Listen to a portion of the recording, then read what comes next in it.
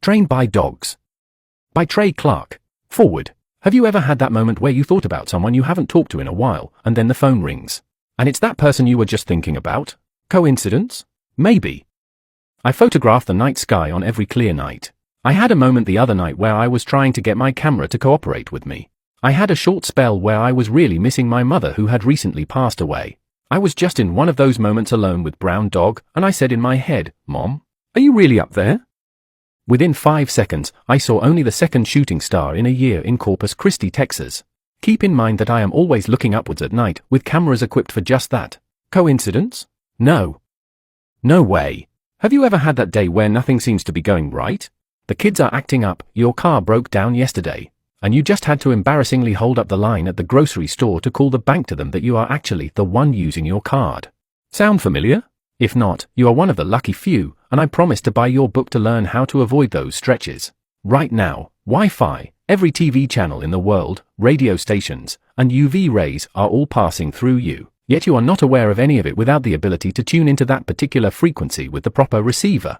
Without the proper equipment, you would never know Game of Thrones is on, but yet it's currently passing through you as you read this. You would not be reading this on ebook without a receiver. But to think UV rays can't burn you because you can't see them is easily provable to be false. This energy around us is real, and we are experiencing it mostly without even knowing it. Humans are only dialed into a small sliver of what's going on around us without a device to intercept a particular frequency. Animals are all tuned into their own frequencies that are suited for their survival, just like us. Birds are not trained to migrate. They just do because they are finely tuned receivers of magnetic fields as they change with the seasons.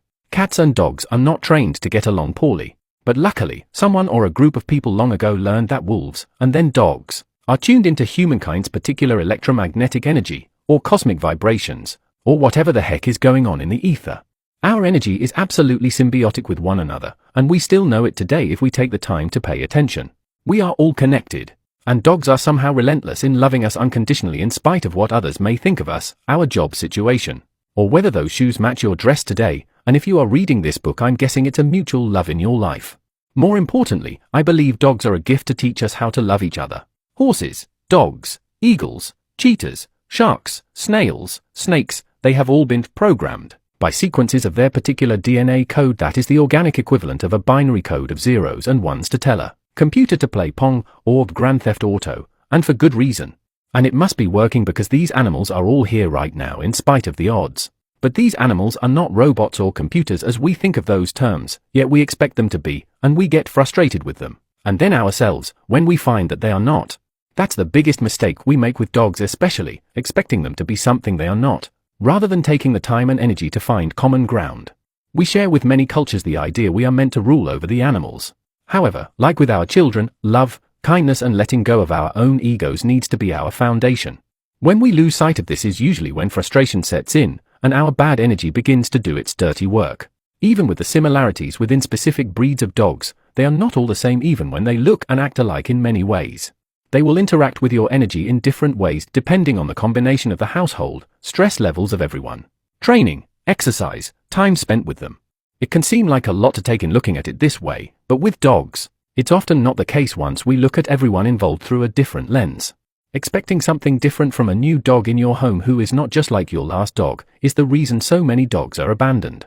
But there is a common thread among people who always have the best dog, and learning that this can be recreated by having the information to gain confidence in this human project through dogs is a lesson I've learned and want to share with you. One of my most common conversations with owners before I take on a dog is about how our last dog was so good.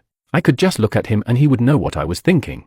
It often overtakes the conversation of the task at hand with the new family member.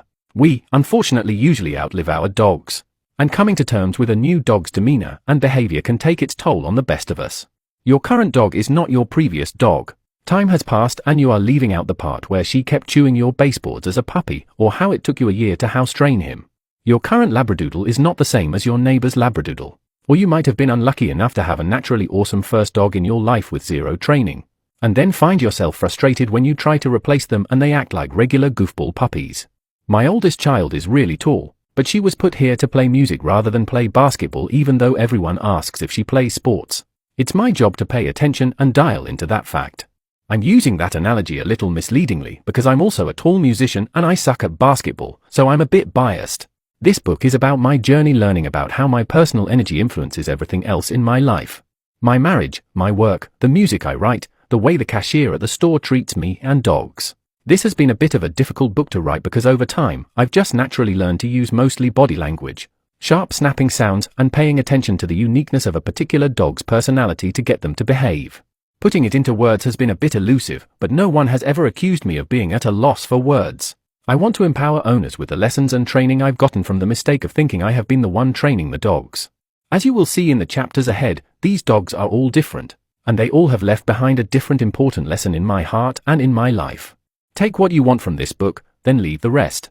You can always come back to it if you left something behind, and you can always tear out a page if it's not applicable. All I ask while sharing my journey in this book with you is this: be kind to animals.